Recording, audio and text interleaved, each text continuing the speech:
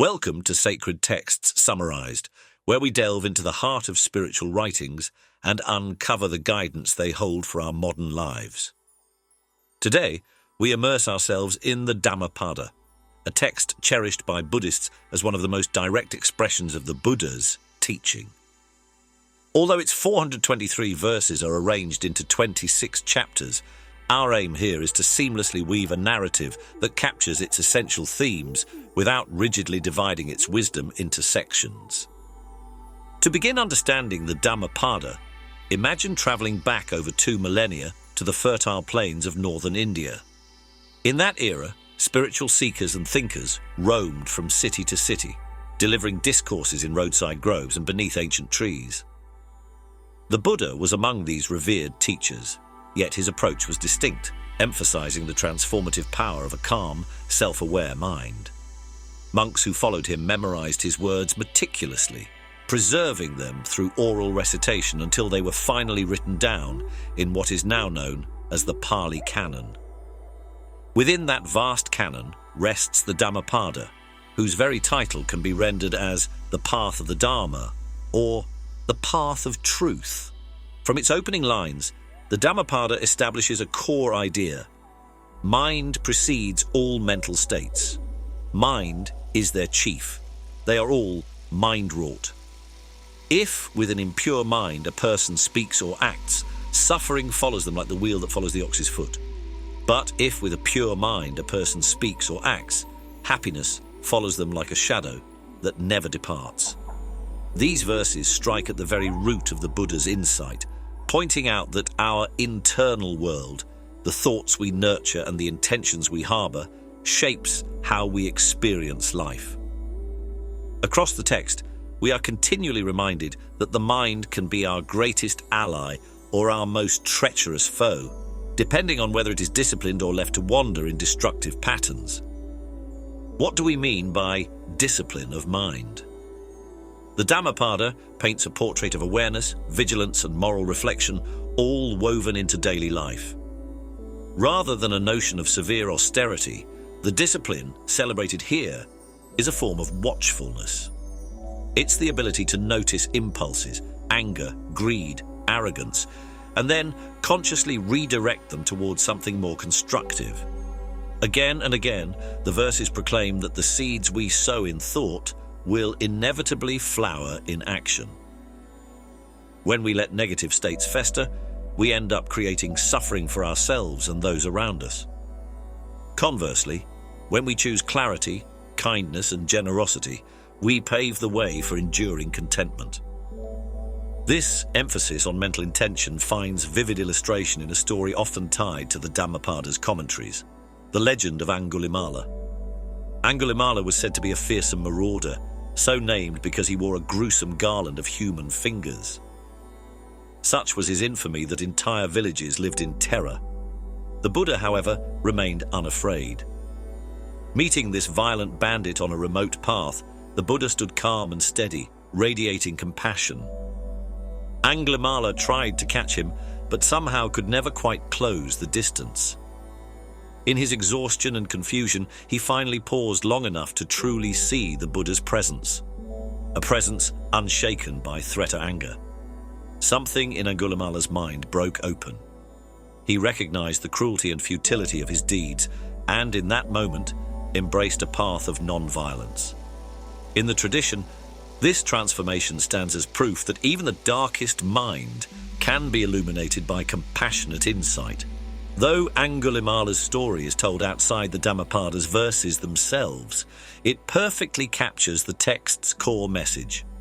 No one is beyond redemption once the mind turns toward wisdom. And what is wisdom according to the Dhammapada? Central to it is the recognition that all phenomena in this world, objects, relationships, sensations, even our breath, are transient. All conditioned things are impermanent. When one sees this with wisdom, one turns away from suffering. This is the path to purification. These lines remind us how impermanence lies at the heart of Buddhist thought. The text does not suggest that the world is bleak or meaningless because everything changes. Rather, it urges us to notice how grasping onto the fleeting inevitably leads to disappointment. By recognizing that nothing remains static, we learn to let experiences arise and pass without clinging or aversion. While this feels counterintuitive, people generally want to hold on to youth, love, and security. The Dhammapada insists that deeper peace arises from accepting life's continual ebb and flow. This idea of non-clinging appears in countless variations. The text likens unmet desires to thirsty travelers running after mirages, never finding lasting relief. It also cautions against illusions of permanence in our own bodies and status. In verse after verse, we are reminded that each passing day ushers us closer to old age or death, a natural law that spares no one. But the Dhammapada underscores that this is not a counsel to despair. It is, in fact, a key to living more fully, appreciating each moment's fragility and preciousness, and freeing ourselves from habits of rigid attachment. Anger, in particular, is singled out as an obstacle that devours the one who harbours it. The text is replete with verses that counsel forbearance and goodwill in place of wrath. One famous line reads, "Conquer anger by love, conquer evil by good, conquer the stingy by generosity, conquer the liar by truth." Anger is depicted as a blaze that scorches both the target and the one who clings to it, whereas love and compassion function like cool water, dousing the flames. Another well-known anecdote from the Dhammapada's commentarial tradition illustrates this through the story of a man who insults the Buddha, only for the Buddha to calmly say that if an offered gift is not accepted, it remains the property of the giver. The man's anger, left unreceived, becomes his own burden. Though it is a short lesson, it resonates powerfully with the text's view that one's internal stance, whether hateful or peaceful, ultimately shapes one's freedom from suffering. In addition to pointing out pitfalls, the Dhammapada also celebrates the possibility of happiness. But happiness here is not about piling up worldly comforts or fleeting pleasures. Health is the greatest gift. Contentment is the greatest wealth. Trust is the best relationship. Nirvana is the highest happiness. These simple but potent lines reaffirm that genuine well-being is found in ethical living, mental tranquility, and community built on mutual trust. And beyond even these, the text beckons toward nirvana, portrayed as the supreme release from craving, aversion, and delusion. While nirvana is often described as challenging to conceptualize, the Dhammapada repeatedly highlights its hallmark: unshakable serenity, born of a mind that no longer clings to passing phenomena. Running through all these verses is a deep reverence for mindfulness. Mindfulness is the path to the deathless. Negligence is the path to death. The mindful do not die. The negligent are as if already dead. This poetic contrast captures a core sentiment. To live heedlessly, blind to one's mental processes, is to remain trapped in a repetitive cycle of suffering. To cultivate steady awareness, on the other hand, is to open the door to liberation. The text does not detail specific meditation exercises or lengthy instructions, yet the recurring call to vigilance underscores how critical it is to keep watch over thoughts, words, and actions. Whenever we bring clear attention to the present, we take a step closer to seeing how our mental states arise and dissolve, and how each choice we make can either perpetuate struggle or invite insight. Throughout its verses, the Dhammapada also frequently contrasts the fool and the wise one. In its parlance, a fool is not necessarily unintelligent, but rather someone who remains blind to the moral and karmic consequences of their actions. The wise one, by contrast, has awakened to the law of cause and effect, recognizing how each intention, each gesture, ripples outward.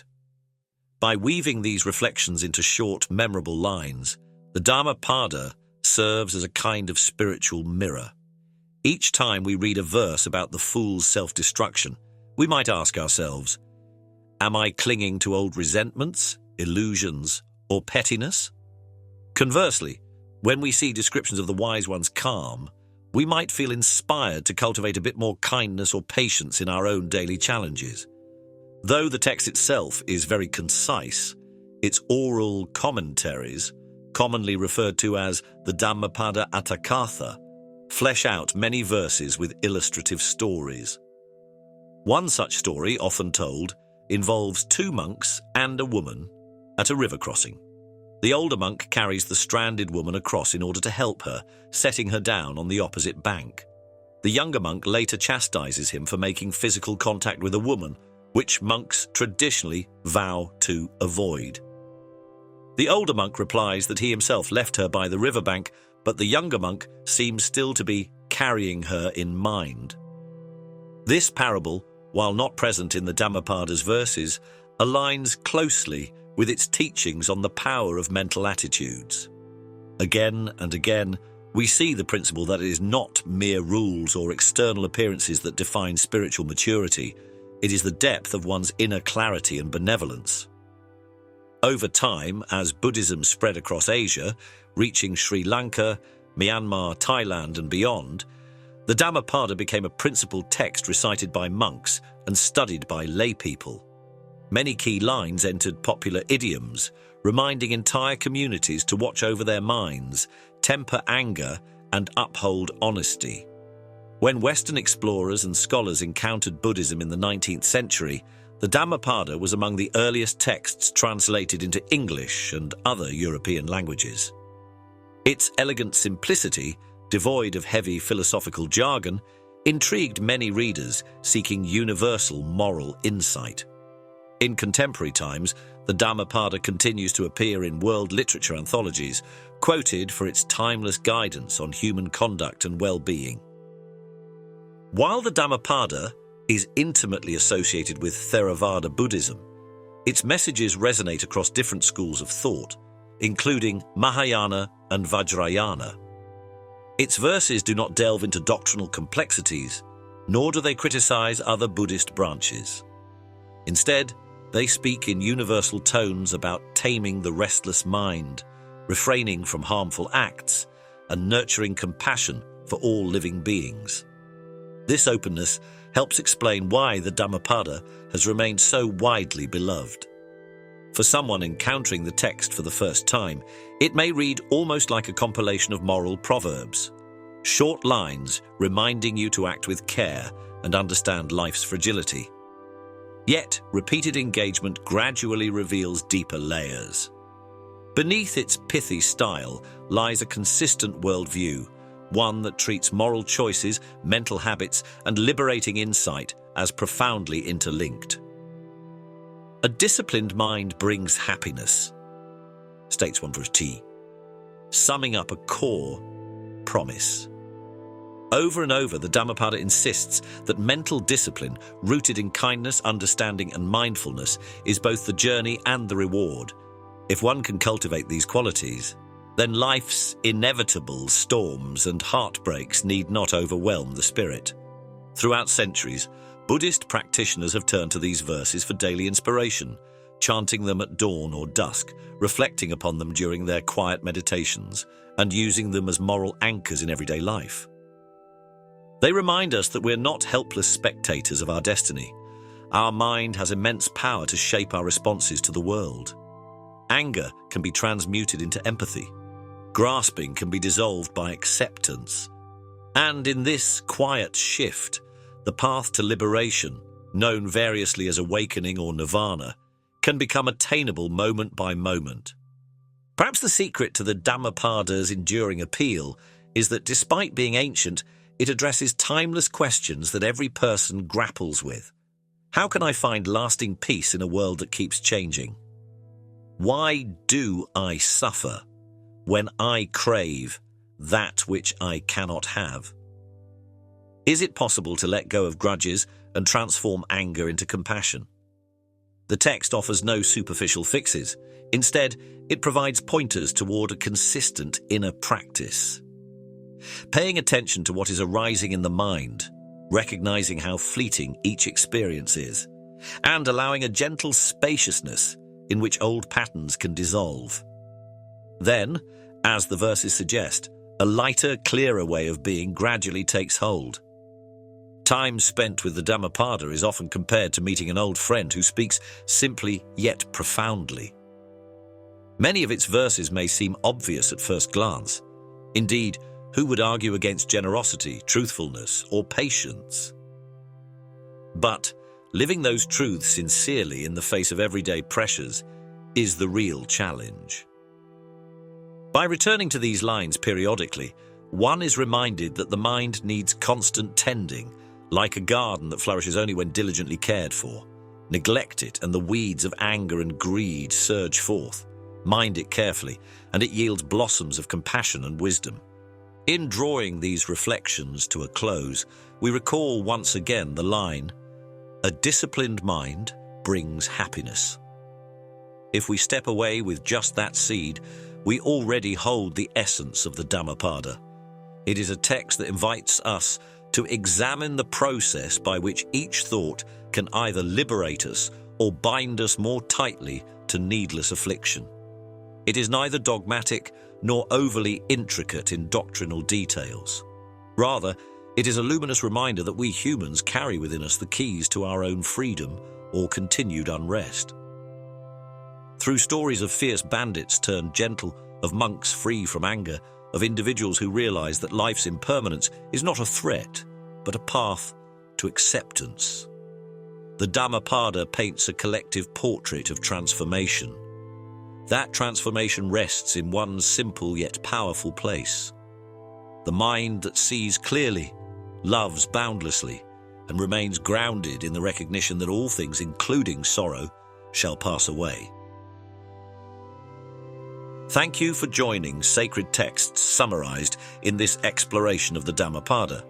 May these timeless verses continue to resonate in your reflections, guiding you toward calm, clarity, and compassion as you walk your own path through life's ever-shifting landscapes.